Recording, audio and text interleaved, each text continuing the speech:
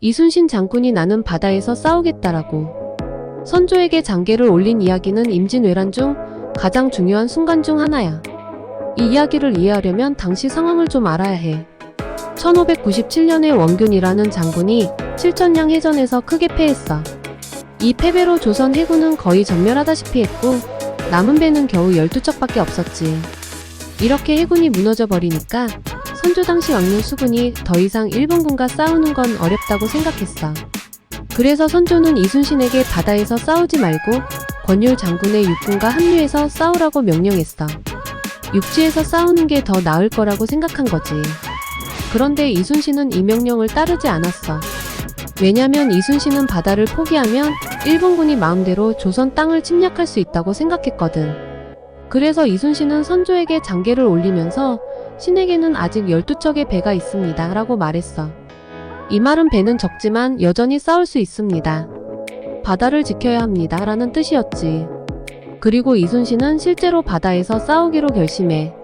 이후 명량해전에서 이순신은 12척의 배로 130척이 넘는 일본군 함대를 맞서 싸워서 이겼어. 상상해봐, 12척 대 130척인데도 이긴 거야. 이 승리는 일본군의 사기를 꺾고 조선이 전쟁에서 다시 희망을 가질 수 있는 계기가 되었어. 근데 한편으로 당시 선조는 임진왜란 초기에 일본군이 한양으로 빠르게 쳐들어오니까 한양을 버리고 북쪽으로 도망을 갔었어. 이걸 선조의 피난이라고 하는데 왕이 도망간 것 때문에 백성들은 크게 실망했어. 왕이 우리를 버리고 도망갔네? 라고 생각하게 된 거지. 게다가 선조는 이순신을 잠시 해임하기도 했었어. 다른 신하들의 모략에 속아서 이순신을 의심한 건데 그 결과로 조선 해군이 더 큰 피해를 입은 거야. 나중에 이순신을 다시 복귀시키긴 했지만 이미 많은 피해가 발생한 후였지. 결국 이순신은 상황이 아무리 어려워도 포기하지 않았어. 선조의 명령을 따르지 않고 바다에서 싸우겠다고 결심한 것도 단순히 명령을 어긴 게 아니라 바다를 지켜야 조선을 지킬 수 있다는 강한 믿음이 있었기 때문이야.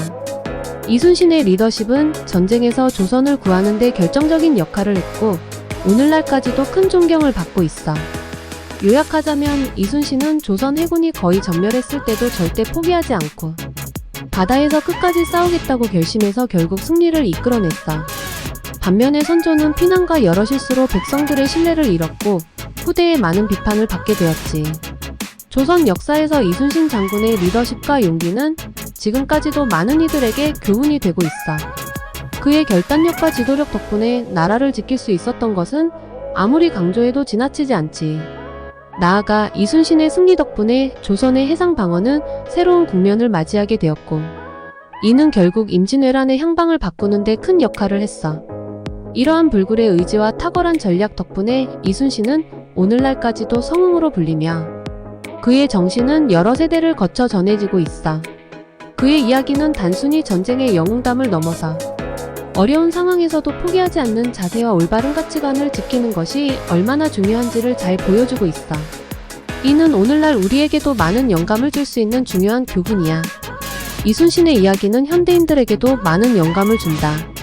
그의 용기와 결단력은 국내외 많은 리더들에게 롤모델이 되고 있다. 특히 어려운 상황에서도 끝까지 포기하지 않는 정신은 우리의 삶에서도 큰 교훈을 준다.